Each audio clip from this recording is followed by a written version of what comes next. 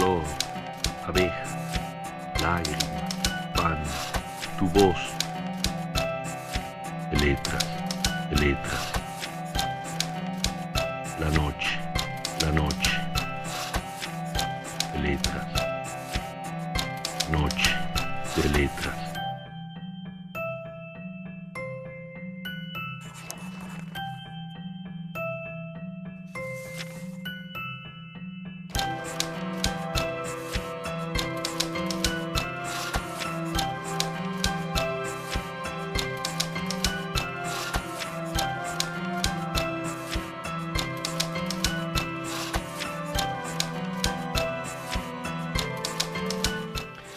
Pero muy buenas noches, buenos días, buenas tardes, según el momento en el que nos estés escuchando. Esta es otra edición más de Noche de Letras 2.0.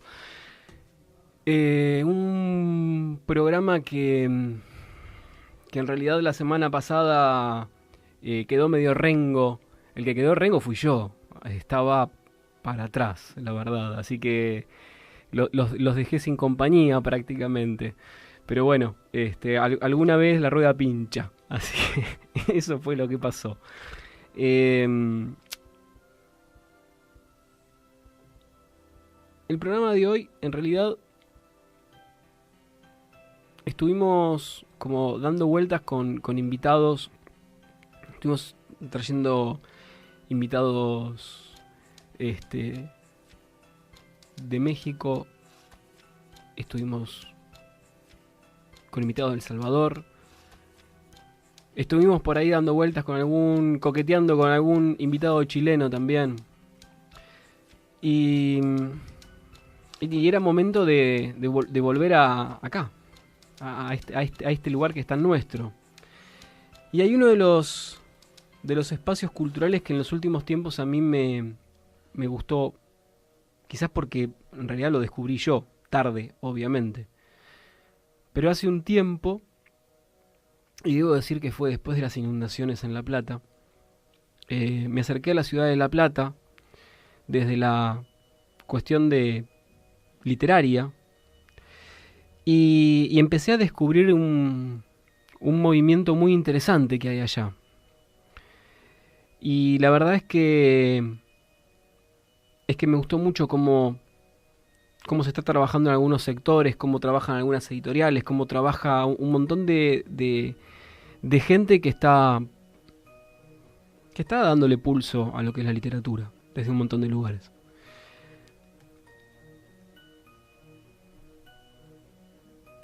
Y casi como de casualidad, porque no es que el invitado de hoy está acá porque es de La Plata. El invitado de hoy está acá porque es un tipo con el cual, digamos, yo lo conozco hace poco, pero yo de él lo conozco hace bastante. Y lo conozco hace bastante y lo conocí gracias a un amigo en común, que es Daniel Amiano. Y yo conocí sus letras a través de Daniel Amiano. Y realmente me gustaron. Y cuando tuve la posibilidad de verlo, obviamente le propuse la idea de invitarlo al programa en la primera de cambio que pudiésemos. Y la verdad que pudimos coincidir en esta. Así que la verdad que es un placer inmenso tenerlo hoy entre nosotros a Horacio. Y decime si lo pronuncio bien, Fieberkorn. Donde va una L metiste una R. ¡Ay! Es que hay que leerlo, a mí me cuesta. ¿Te cuesta vos? Es la historia de mi vida, tener que deletrear continuamente mi apellido. Es la historia de mí, de mi familia y de mis hijos, todo. Colegio, están pasando listas, Fiebel, Fieberkorn. ¿De dónde es? Alemán. Uh-huh. Y en realidad el primer alemán que vino de allá. Mi tatarabuelo. Opa, ok. ¿Y quedó algo de eso? Nada. Uh-huh. Ni siquiera la comida. Nada. Nada. Bien. ¿Cómo fue que la vida te llevó o te hizo nacer en La Plata? Bueno, el asunto es así. Mis padres eran del interior de la provincia. Mi papá era de Guaminí y se había radicado en La Plata desde los 18 años, había dejado su pueblo y se fue a trabajar a La Plata. Mi mamá era de Azul y uno de sus primeros trabajos de maestra fue en una escuela rural en Guaminí. Ella estaba siendo de Azul, vivía en Guaminí. Mi padre de Guaminí viviendo en La Plata. Pero unas vacaciones mi viejo fue a pasarlas a Guaminí y la conoció a mi mamá en un baile del Club Comercio, creo que se llamaba así el club. Esta es la historia, obviamente es la historia que me han contado ellos. Obviamente. Deben haber pasado más cosas. Bueno, se conocieron ahí, qué sé yo, mantuvieron una relación durante 2 años de novio, casi por carta, porque se veían poco, y finalmente se casaron y se radicaron en La Plata. Hay historias que importan poco si son tan fieles o no, ¿no? Son las que nos arman, son las que nos dan forma a nosotros. Y esas historias terminan siendo entrañables, digo, porque son nuestra raíz. En principio son nuestras. Aún con el componente ficcional que pueden llegar a tener, digamos, ¿no? Porque está aquella experiencia de uno a la que uno accede de primera mano, pero que aún se puede ficcionalizar en la evocación y en el recuerdo, ¿no? Siempre hay siempre lo ficcional mete la cola en estas cosas. Y después está el relato que recibís de otros. Y la modificación que alguno también va metiendo con el tiempo, ¿no? Además, los arreglos que se le van haciendo, ¿no? Pensando, ¿no? Por ejemplo, en la Grecia antigua había 2 grandes corrientes de historiadores, la de Tucídides y la de Heródoto. Tucídides era el tipo que buscaba la precisión, el dato exacto, la fidelidad absoluta al dato preciso de la historia, de cómo fueron realmente las cosas. Heródoto, en cambio, se preguntaba acerca de aquella versión de la historia que el pueblo hacía suya. Y eso daba una perspectiva más interesante. Totalmente. ¿Qué parte de esta historia de tus viejos se metió en algún momento en tu literatura?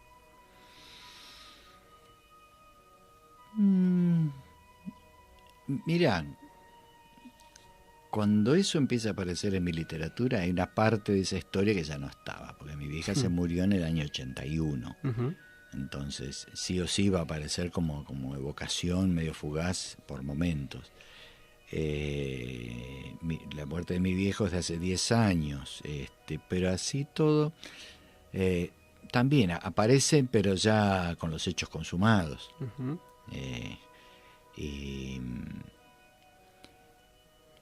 O sea, no vas a encontrar en todo caso una evocación con algún guiño de ternura, digamos.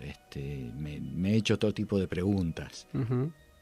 Y esas preguntas, digo, tienen que ver con, en esos procesos íntimos que uno tiene, ¿no?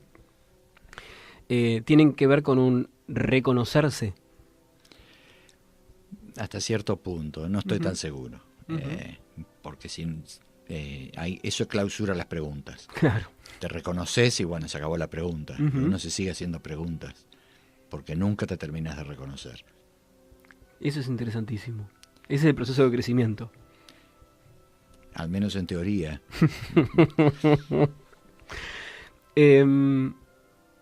Cuando llegan las letras a vos, según te escuché en alguna nota, vos decías que te habían llegado de la mano del Flaco Spinetta. Es verdad. Y al igual que un montón de jóvenes escritores también, ¿no? Sí, prácticamente todos los tipos de más o menos de mi generación o de mi edad, de los que no tenían bibliotecas en sus casas, por ejemplo, lo que te llegaba, lo más parecido a la poesía que te llegaba, por ejemplo, era a través de las canciones. ¿Qué canciones? Las de Spinetta. Claro.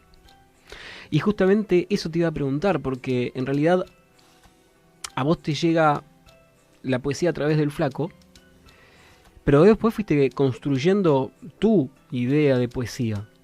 Sí, claro. ¿Y cuál es la idea de poesía que tiene Horacio? La idea mirá, las ideas sobre la poesía van mutando, Ujú. se van enriqueciendo. Ujú. Me hacías esta pregunta hace 30 años y te iba a decir una cosa, hoy te puedo llegar a decir otra. Y tiene sentido.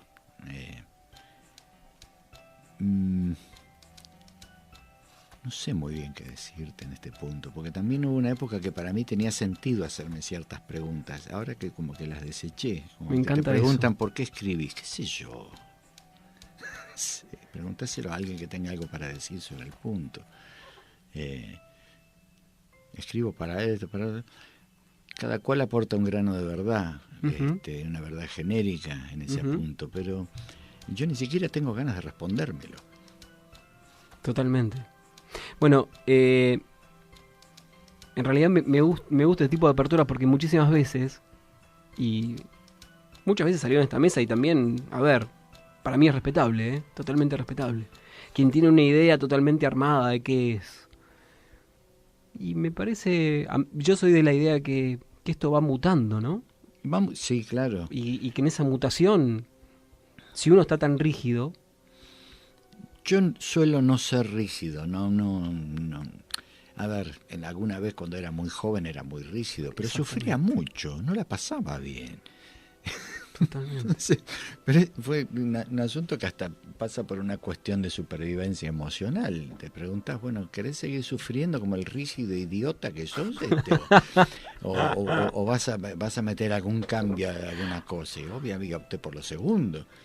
¿A quién le importa ser un idiota rígido? Y cuando cambiaste eso, ¿también cambiaron tus letras? No, porque no pienso esos cambios en forma automática. Ujú. Y además hay procesos vitales que no están necesariamente asociados con la práctica de la escritura.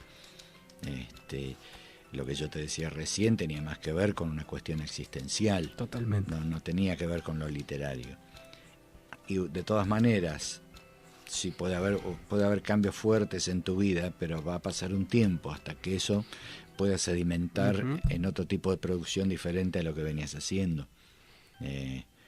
No es que, no sé, me compré un auto y ahora escribo distinto, qué sé yo. No funciona así. ¿Tenés algún texto que nos quieras compartir? Sí. Dale. Cambio de lentes. Me parece bárbaro, ¿no? Si no es una complicación. Va a ser un problema. A mí me pasa eso, tengo que ir por el segundo par. No, que a partir de cierto momento, además de la miopía, tenés que lidiar con la presbicia. Exactamente. Y eso es lo que me está pasando a mí. Bueno, yo estoy en ese camino también. Bien. Somos del mismo club entonces. Que no reporta madurez eso, simplemente pérdida de vista. Pérdida de vista. Bueno, a ver. Vamos con alguno viejo.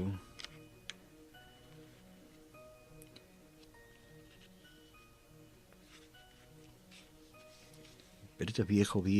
Ujú. Que originalmente eran varias carillas y quedó reducido a 15 versos, una cosa Uy, qué así. lindo. Dice así: el temporal levantó los techos, cambió los ruidos del lugar, barajó caras, pasos, nadie levantó la mano. Pronto llegará el frío, más vale reunir hojas para el fuego antes de acariciar los bloques húmedos o dibujar una cara en la arena de la plaza. A la hora del fastidio y los despertadores, la noche guardará su música para el cuadro siguiente. Nada más que el agua bajo los pies que me llevan a ninguna parte. Qué lindo. ¿Cómo fue el proceso ese de cortarlo? Necesario, porque empezás a ver críticamente la primera versión y decís, por Dios, cuánta porquería sentimentaloide que se acumuló acá, ¿a quién le importa todo esto? Digamos, y vas sacando, y te quedás con lo que considerás que vale la pena. Y así funciona. Y pasó un tiempo, ¿no? Obviamente, desde Sí, que claro. se enfriaron esas letras en ese papel. Sí. Reposó durante buenas temporadas. Léeme otro. Este también es viejo. Se llama Sobre el tiempo que se pierde en buscar el tiempo perdido.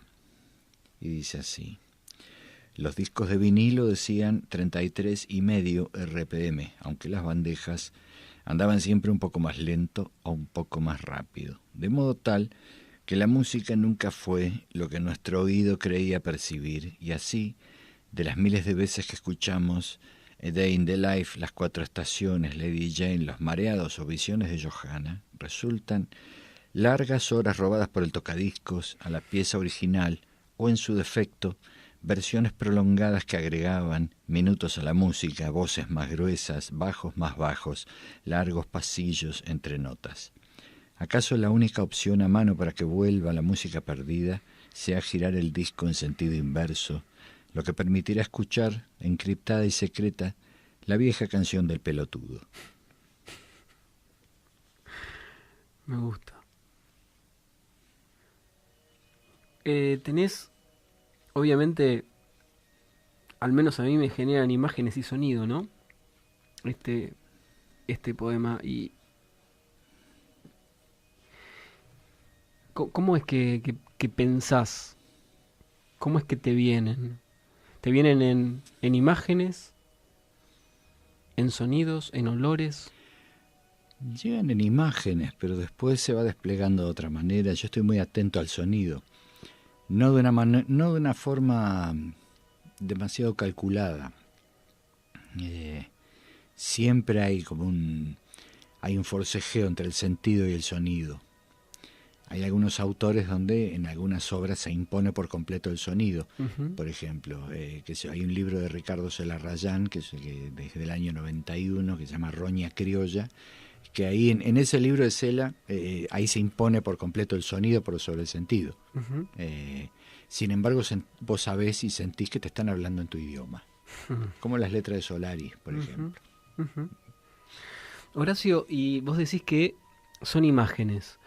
Y se me cruza imágenes en blanco y negro, en color, en movimiento.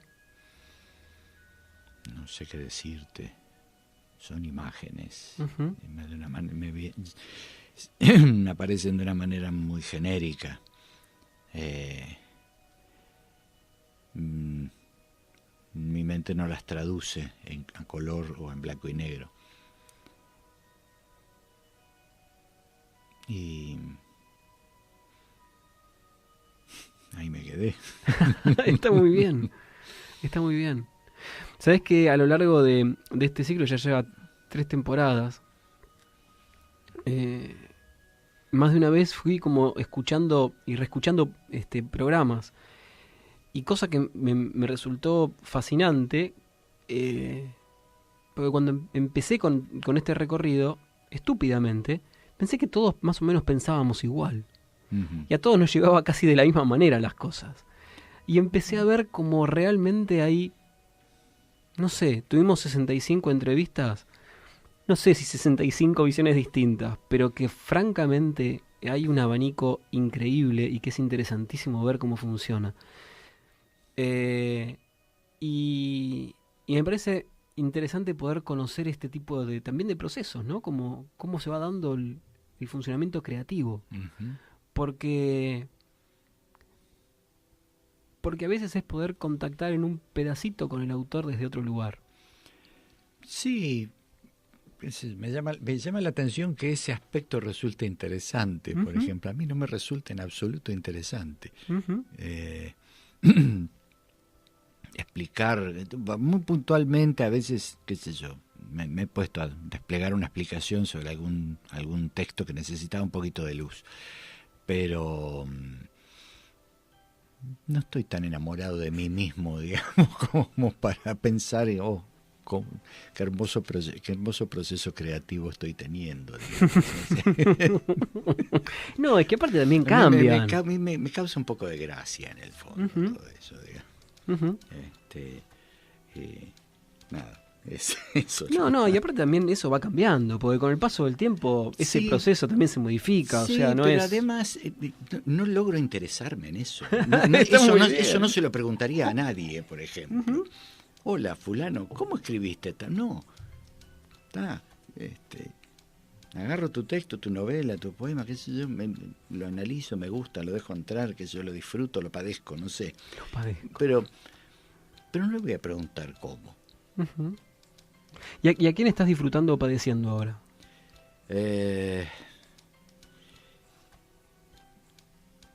Estoy con un libro de poemas de John Berger, creo que es su poesía reunida.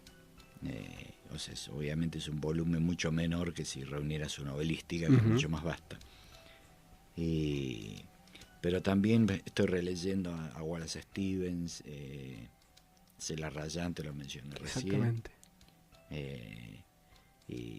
Pero eso también son lecturas y relecturas, son los bandazos que va dando mi actividad tallerística. Veníamos con Wallace Stevens, qué sé yo, trabajando ejercicios a partir de... Pero eso fue una semana. La semana siguiente aparecí con las décimas de Violeta Parra. Y les expliqué cómo se arma la décima y bla, qué sé yo, y los puse a escribir décimas. Me querían matar, pero bueno. Pero es lindo, es un muy buen ejercicio. Sí, claro que lo es. Me acuerdo que Osvaldo Pugliese decía que para tocar tango había que conocer todo, o sea, había que tocar como todos para después tocar lo que uno quiere. Exactamente. Sí, más o menos ese es el pensamiento más o menos también de García Lorca. Uh-huh. Hay que manejar la mayor cantidad de formas posibles y luego elegir cómo uno quiere hacer las cosas. O sea, y esto va también para, por ejemplo, bueno, pero es bueno el ejemplo de Pugliese también. Por ejemplo, hay músicas que tienen sentido en manos de alguien que ya ha tocado todo. Entonces, bueno, puede estar 45 minutos pulsando 5 notas, pero vos sabés que son 5 notas. Robert Fripp decía esto, se van a hacer 5 notas que el tipo las toca por elección, no porque no sabe tocar otra cosa. Exactamente. ¿Cómo son tus talleres? Caóticos. Pero son divertidos. ¿Te gusta? No sabía que me iba a gustar tanto. Qué bueno. Y sí, es muy estimulante. Es estimulante ver el estímulo en los otros también. Uh-huh. Y aparte lo disfrutás vos como, digo, tu actividad. Esto es lo lindo, ¿no? Uh-huh. Sí. ¿Cuánto hace que das talleres? Y desde octubre del año pasado. ¿Y actualmente estás dando? Tengo un taller en La Plata, Ajá. que es los lunes, y uno los viernes acá en Capital en el Centro Cultural Nibangio, que está en Boedo, Uh-huh. está en Colombres 946. Ahí los viernes. Y después también, talleres virtuales por Skype, etcétera, digamos. Son modalidades que he venido implementando también. Y la gente si escucha y se quiere enganchar, puede hacerlo contactándote ¿cómo? horacio.fiebel@gmail.com. Perfecto, buenísimo. Igual después lo vamos a poner en la edición del video y en la página, cosa que también puedan hacerlo. Es entre paréntesis, para los que no lo conocen, Nibangio es un lugar, para mí, que te hace volar un poquito en el tiempo. Quizás porque, digo, la casa de mi tía abuela, donde se crió mi vieja, era así. Uh-huh. Se entraba la casa, la productora, que está del otro lado del vidrio, nació en esa casa de que estoy hablando. Y en realidad son esas casas chorizo, uh-huh.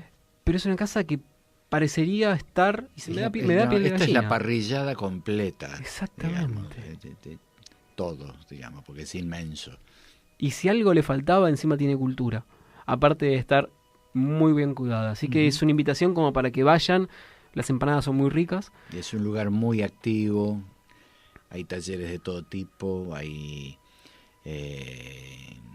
muestras, exposiciones, música en vivo. Los domingos se están implementando, están llevando adelante peñas folclóricas inclusive.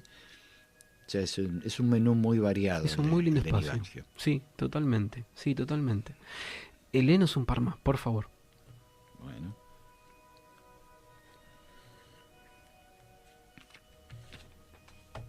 Vamos a algo de lo más nuevo. Dale.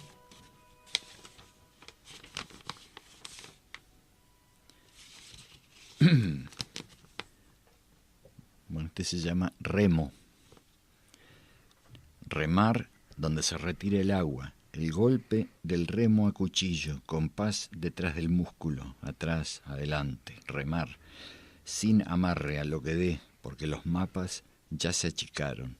Cada cual se hace cargo de su metro cuadrado, como si nadie jamás remado hubiere. Remar en lo que redobla el movimiento, sin otro rumbo que el precio vil del tiempo, el reloj del remo, una aguja que se clava en el agua otra vez, repite su juego sin duración, sin roña posible. Sin peso se rema mejor, un alivio en la carga no hará el verbo más liviano, remar y así. Por mucho que mire el lastre que ahora flota, antes de hundirse, antes de irse a pique, solo el mar por delante, sin derecho a queja, remar con el solo objeto de seguir remando, en círculos rotos, ya sin reflejo en el agua, bajo la sombra de los buitres. Cállate. Creo que este lo habías leído en Nibancio. Puede ser. Y me había gustado, y no sé si tanto como esta vez. Creo que esta vez me gustó más todavía. Bueno, mejor así. Horacio, ¿en qué te movilizó o qué te pasó con el tema de las inundaciones de La Plata? ¿Estabas allá? ¿Estabas acá? No, yo estaba acá. Uh-huh. Me tocó ver y recibir las noticias por televisión. Y pensaba en toda esa gente, todo lo que pasó ahí. Una ciudad que no estaba preparada para afrontar algo así.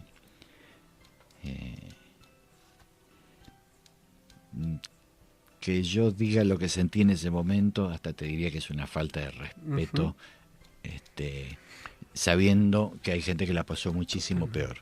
Hay gente que murió, de hecho. Creo que por internet encontré algún video tuyo que no sé si en realidad...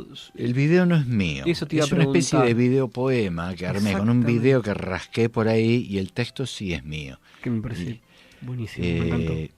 A mí ya no me gusta tanto, evolucionó, digamos, Claramente. tuvo sus cambios, pero fue con el peso de lo que me estaba pasando en ese momento y la impotencia ante eso. Uh-huh. Y no, la ciudad va a tardar en recuperarse de eso, pues fue muy tremendo. Sí, totalmente. ¿Querés leernos algo más? Sí, claro. Bueno, ciudades se llama este. Las ciudades chicas tienen amplias zonas con casas chatas.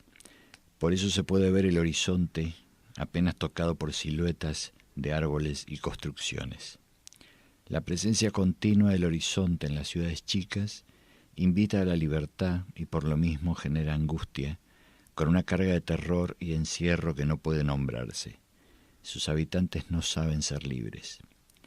En las urbes, la ausencia de horizonte visible permite una libertad moderada y anónima, sin color ni expectativa alguna. Cuando las ciudades chicas aprendan a ser libres, las ciudades grandes van a desaparecer. Wow.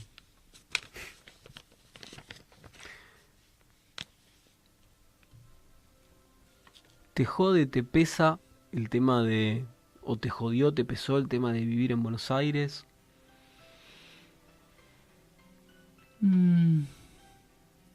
Vas haciendo tu experiencia. Uh-huh. Viví 15 años en Buenos Aires. Uh-huh. Hice muy buenos amigos. Y no me pesa. Ni haber estado 15 años en Buenos Aires, ni haberme criado en La Plata. Uh-huh. Ninguna de las dos cosas me pesa. ¿No te joden las ciudades? No. Son ciudades diferentes. Eso es una obviedad. Pero, por ejemplo, que es a veces una conversación con mis amigos de La Plata. Ellos creen que La Plata es una urbe. No, La Plata no es una urbe. No, amigo. Buenos Aires es la urbe, es la metrópoli. ¿Disfrutás de La Plata hoy que volviste?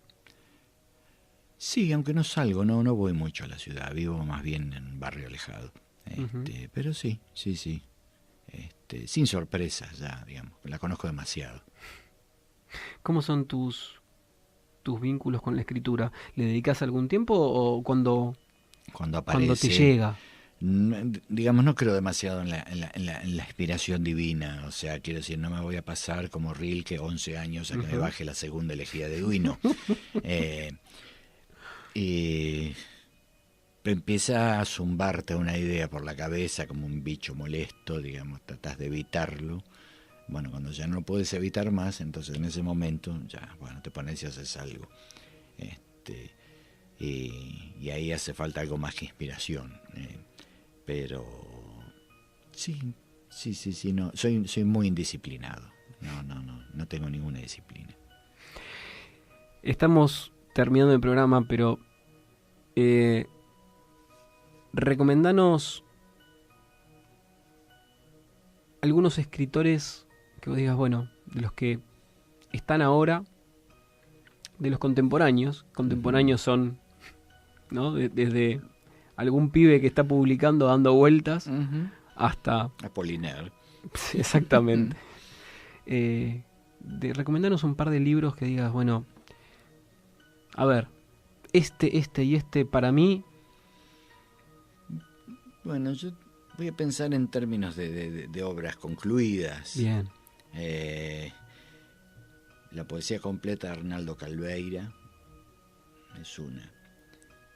La poesía completa de Joaquín Januzzi es otra. La poesía de Juana Vignosi, otra. Y la poesía de Horacio Castillo, otra. Bien. Están todos muertos. Podría hablar de los que están vivos, me demandaría un rato larguísimo. Así que esto es lo que tengo, digamos, para proponer. ¿Radio? Sí. ¿Cuándo? Nunca. ¿No vas a hacer más? No. Ok. Es una lástima. Sería divertido escucharte. Pero bueno, gracias por haber estado acá. Por favor, gracias a vos. Con nosotros estuvo Horacio, y decime por favor si lo digo bien. Sí. Fieberkorn. ¿Sabés que se me traba la letra? ¿Por qué no lo lees? Porque lo estoy leyendo y se me traba la lengua, es increíble. Pero no es tan complicado. Fieberkorn. Y esa. ¡Ay, vamos! Carajo. Gracias, Horacio. Porque no es tan difícil. No, aparece la letra K y asusta, pero en realidad no. Sos divino, me encanta. Gracias, Horacio, por haber estado acá. No, gracias a vos. Gracias por habernos dado letras y letras para seguir pensando, porque la idea es esa, seguir pensándonos entre todos un poco más. Esto fue Noche de Letras, los que hacemos Noche de Letras en los controles, Ezequiel Amarillo, en la producción María Eugenia Gervasi de este lado, Claudia Costa en Uruguay, acá en la conducción Leandro Murciego y obviamente en la artística Luciano Fernández. Chicos, mil gracias, nos vemos. Chau. Dura lo que un viaje, 30 minutos, descargalo, escuchalo. Noche de Letras 2.0, otra entrada a la literatura.